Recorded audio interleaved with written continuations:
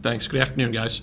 We've had so many great signings. When you think about the history of our club, whether it was the signing in value of Hani Mukhtar as our first DP, the signing in value of Sam Surridge, the recent sale of Johnny Perez. For me, one of the best signings we've had in club history was when we were able to sign BJ Callaghan as our head coach. Very excited about the idea to be able to announce today a contract extension for BJ Callaghan for the immediate future as the head coach of Nashville Soccer Club. Thank you. And with that, we'll go on to questions. We'll start with Corey here on the end. Oh, I got to start. You get to start. That's all right. Why important to get it locked up now? So we first started these conversations well before the U.S. Open Cup final. So it's something that, as BJ was approaching, kind of completing his first full year here, we were just so happy and overjoyed with the work he's done to try to cement not only his present but his future as well as part of the club. And Jill, I didn't see you back there, so we'll go to you. Yeah, you answered why now, but just how could you put into words what this means, why this is so significant for the club? What's great about what you think the history of our club, and you look at the leadership of John Ingram, Ian Ayre, collectively as a group, talking about when we have people that fit with our club to make sure that not only they are part, like I mentioned earlier, of our present, but also our future. And BJ's been a great partner, excited about the work he's done on the field, not only now, but what we think has kind of the years to come as well. Go ahead, Mark. What is it about the success BJ has had, albeit in a small sample size, that encourages you to re-sign him and think that that can continue? What's great about BJ as a coach is he understands the modern game from a tactical standpoint. He also understands the ecosystem of Major League Soccer, and whether that's how to work within identifying and acquiring players that fits what he wants, to also knowing how to integrate players to make sure they understand their roles and that the players that we identify and bring in fit what he's looking for. So, from a tactical standpoint, I think he does that. From a personal standpoint, to me, he's everything that we want in a coach. He's the first guy in the building. I love the idea of trying to race him here. I can count in my hand the number of times I've beaten him here in the morning. He is tireless in his pursuit of trying to make sure that our team is competitive, not just season to season, but day to day. You've seen guys who have been here who've gotten better under his watch, and it's not a coincidence. Jacob? You can. Okay, Ben. Yeah, BJ, first of all, congrats on the extension. Just looking at your time in Nashville so far and looking ahead to what you still want to accomplish, I guess where do you feel like you and the team kind of are in your overall vision? Yeah, I think obviously I'm grateful to John, Ian, Mike for the opportunity to come here and then the opportunity now to stay here. The other thing I'm really grateful for is the people that I get to work with and alongside. That's the players, the staff, the coaches. And it's really, for me, it's really easy to come to work at Nashville SC. The city's a great place to live. The club is a great place to work. The players are great to work with, the staff and everything. So for me, when you wake up and I beat Mike here every morning, it's because I'm excited to do it and I'm excited to stay. So just grateful for that. Where we want to go is we're ambitious. We're an ambitious club. We have ambitious ownership. And there's no real, I don't think there's any real limit on where I want this group to go. In professional sports, the ultimate is to win as many times as you can, win as many trophies as you can. And I think that's what we're building. We're building something here that I think can be a long-term sustainable model in the league, a long-term sustainable model of winning. And that's why I'm really proud to be able to continue with Nashville. Bye. Mike, from the outside looking in, it seems like the transition to BJ has been smoother than expected. At least that's what it seems to me. Has it been that way, or was it there were rough moments at any time? I said this recently. To me, BJ's like a DP signing as a coach. I think his ability to blend in to what we were looking for in a manager. As we first started looking at what we thought the manager of NSC 2.0 would look like, and very quickly it was BJ. There's always a learning curve for any new player, and it's the same thing for staff as well. And I think that BJ was able to hit the ground with his feet running. I think, did it surpass what we expected? I mean, we wouldn't have hired him if we didn't think he was the right person. The first 6 months helped us kind of take inventory of players and staff who we thought could kind of go along a journey with us. And I think the fact that we've had this transition in our group, not only with a new manager but with the roster makeover as well, and I think if you're a good group, you don't rebuild, you reload.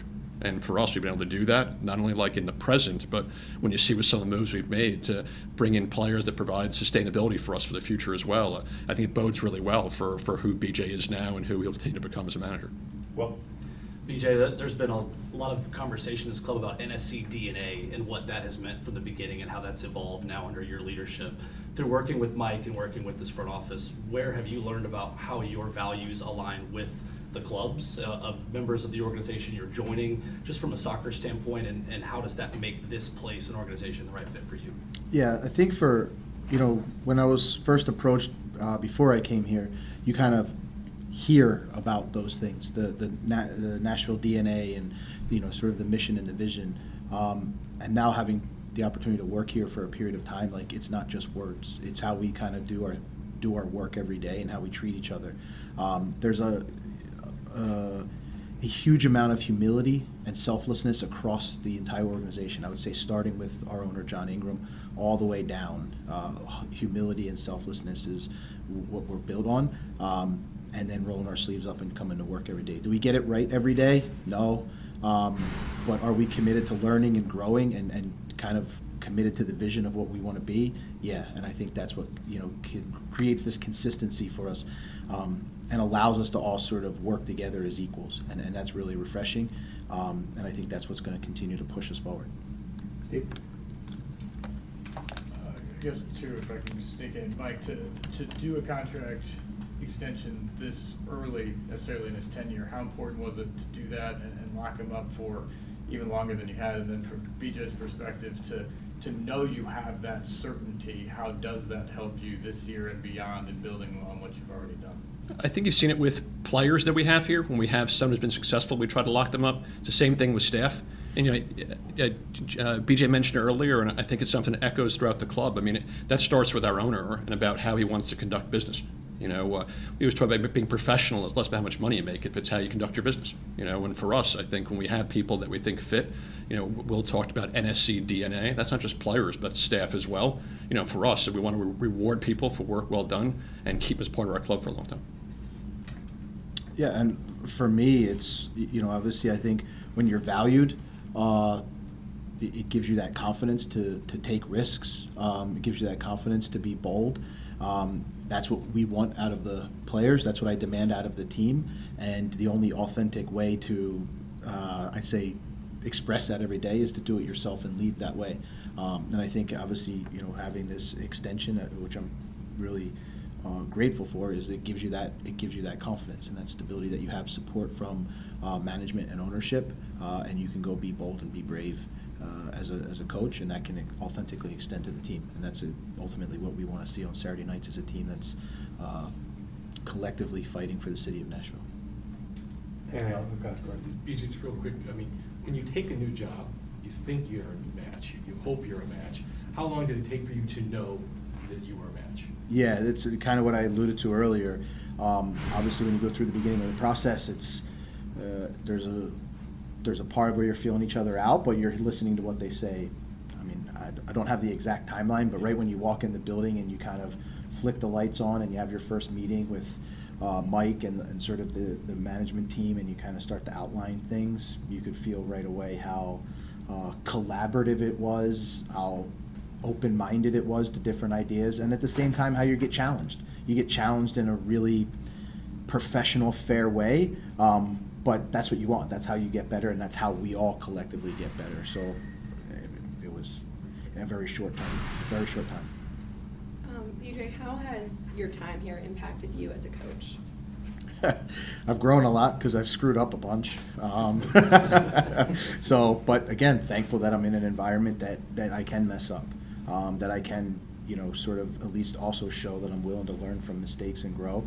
And so, yeah, for me, I think I've grown in different areas. I've never been a head coach before, and the trust that the club gave me, there's certain areas that this job asks that you have to get better at, whether it's, being more forward-facing and seeing you guys, or kind of man management or staff management or everything. So for me, I think it's given me a great opportunity to work on those things that maybe I didn't get as an assistant coach, but ultimately I've been able to grow here because of the support and the opportunity to learn from a lot of mistakes. We'll do one more with Ben, then we'll switch to the CONCACAF availability. Go ahead, Ben. I mean, you've been in Nashville for, I guess, close to a year and a half at this point. What's, aside from the club and on the field, what's been your favorite part of being in Nashville? You know, I would say it is the engagement and the passion from when I say the fan base, the fan base, but the collective community. This club matters to the city. And that can't be said at every city across the MLS. And I would say just sort of how, whether it's young people that live in the city, families that live in the suburbs, it has such a wide footprint that everywhere you go, you see license plates and stickers and bars that have the games on and that type of thing. So it feels like the club is really embedded into the fabric of the city. And for us, that I view myself as someone who has been involved in soccer for a long time and has an ultimate responsibility to grow this game across our country. And right now my turn is to do it inside of Nashville. What a better place to do it. And Ben, I know you have one more from Mike quickly. Yeah, I just wanted to ask, we've seen some reports about potentially assigning to Rebecca Whiting. Are you able to comment, or do you have to keep that quiet for now? So I can confirm the reports that a transaction has occurred between ourselves and Seattle, and we have acquired Reed Baker Whiting.